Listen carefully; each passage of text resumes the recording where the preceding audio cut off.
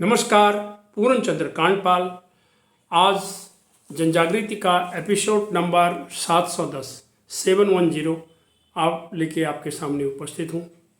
आज मैं इस जनजागृति में बात करता हूँ हैप्पीनेस रेट की। हैप्पीनेस तो आप जानते ही हैं। हैप्पीनेस रेट का मीन्स होता है खुशी की दर। अब ये खुशी की दर क्या होती है, इसको आप समझने की आज कोशिश करते हैं कि आपका हैप्पीनेस रेट कितना है, आप कितने खुश हैं।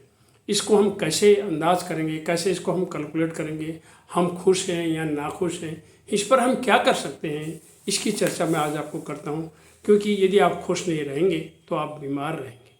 क्योंकि सबसे पहले जो शरीर में बीमारी आती है, यदि मानसिक तौर पर कोई बीमार है तो फिर वो शारीरिक, मानसिक, सामाजिक, आध्यात्मिक हर प्रकार से बीमार हो जाता है। तो अक्सर लोग कहते हैं यार मेरे भाग्य में खुशी नहीं है, फिर वो यहाँ पर बीच में ले आते हैं भाग्य को। तो मेरे भाग्य में तो खुशी है ही नहीं। आपने अपना मन ऐसा बना लिया, अपना मन मस्तिष्क, अपनी सोच, अपने विचार ऐसे बना लिए, अब आप भाग्य को लपेट में ले आए, बोला जी खुश रहना मुश्किल है। कहते हैं कि गरीब के घर में जन्म लेना आपके हाथ में नहीं है, लेकिन गरीबी में मरना आपके हाथ में है। आप जरा गरीब के घर जन्म हो गया, अब वो काम करिए, बढ़िए, आगे बढ़िए और मरते दम तक यहाँ तक पहुँच जाए कि आप गरीबी परिवार की हट जाए, ये आपके हाथ में होता है। तो मुझे तो रोज़ दुखित करता है, वो लोग कहते हैं कि मैं परेशान रहता हूँ, मेरा मन रुक रहा है, मैं रोज़ दुखित रहता हूँ, मेरे भाग्य में खुशी नहीं है। खुशी तब नहीं मिलती जब इच्छाएँ पूरी नहीं होती। अब इसका कारण बताता हूँ। खुश कौन नहीं होता जब उसकी इच्छाएँ पूरी नहीं होती, उसके मन में जो उसने पाल रखी हैं और मांगें पूरी नहीं होंगी और मांगें आय के अनुसार नहीं होती, तो संसाधन होंगे नहीं, तो फिर खुशी पूरी होगी कैसे होगी। वो झोपड़ी में है, वो बंगले की अगर ऐसी बात करेगा तो नहीं हो पाएगी, उसको उसी हिसाब से करना है। अब इसको हम उदाहरण से समझते हैं। मान लेते हैं हमें घर में के लिए 10 चीज़ें चाहिए, इस महीने में 10 चीज़ें चाहिए और आय हमारी उतनी है नहीं। ये सब ज़रूरत की वस्तुएं, ये 10 की 10। अब आय के हिसाब से हमारे से ये 10 चीज़ें नहीं खरीदी गई और मान लेते हैं हमने 3 चीज़ें खरीद ली, तो 3 चीज़ें आई तो हैप्पीनेस रेट क्या हुआ, अर्थात 10 में से 3 वस्तुएं आई, तो मेरा हैप्पीनेस रेट यानी खुशी की दर हुई 30%। बाकी 7 तो ऐसे ही रह गई, परेशानी तो रह गई मन में, क्योंकि मैंने मांगे इतनी, अपनी इच्छा इतनी कर दी थी, अपनी डिमांड इतनी कर दी थी, तो वो हैप्पीनेस पूरी हो ही नहीं सकती थी। अब हम आगे देखते हैं इसको कि जो ये 70% नाखुशी ने हमें पूरा घेरे रखा और हमें इसने बीमार बना दिया। वही भाग्य भाग्य करके कहते रहा, क्योंकि 7 चीज़ें वो कर ही नहीं सका। अब हम मान लेते हैं हमने 4 मांगे रखी, यानी 4 अपनी ज़रूरतों को मक्का, इस महीने में मैंने ये 4 चीज़ें ले ली और आपने 4 चीज़ें ले ली, क्योंकि आपकी आय उतनी थी और आप इसको कर सकते थे। और तो आपने जब ये खरीद ली तो आपका हैप्पीनेस रेट हो गया 4/4, अर्थात 100%।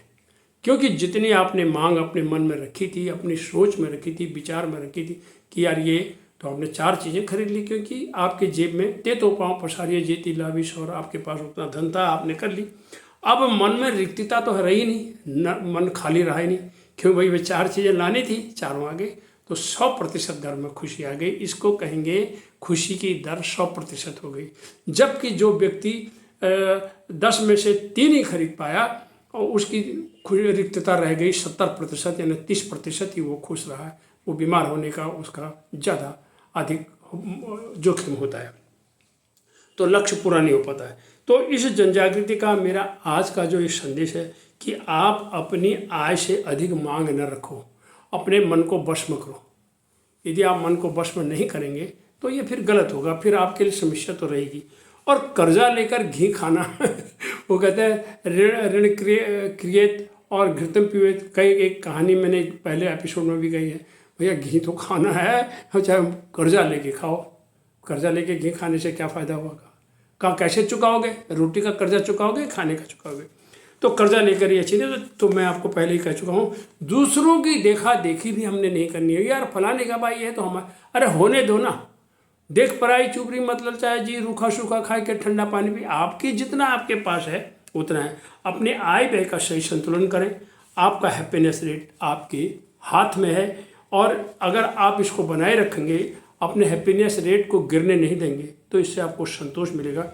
और कहते भी हैं संतोषम परम सुखम, एक दोहा हमने बाल्यकाल में पढ़ा था, गोधन गज धन बाज धन और रतन धन खान, और जब आए संतोष धन सब धन धूरी समान। कितना है, गोधन गज धन बाज धन रतन धन खान, कितना भी आ जाए, लेकिन मन में अगर संतोष नहीं होगा तो सारा धन धूल के समान है। इसलिए संतोष रखिए, अपनी मांग की दरों को उतना ही रखिए जितने आपकी आय है, उससे ज़्यादा जाएंगे तो आपका हैप्पीनेस रेट डाउन रहेगा और आपके स्वास्थ्य पर भी इसका असर पड़ेगा। धन्यवाद, नमस्कार।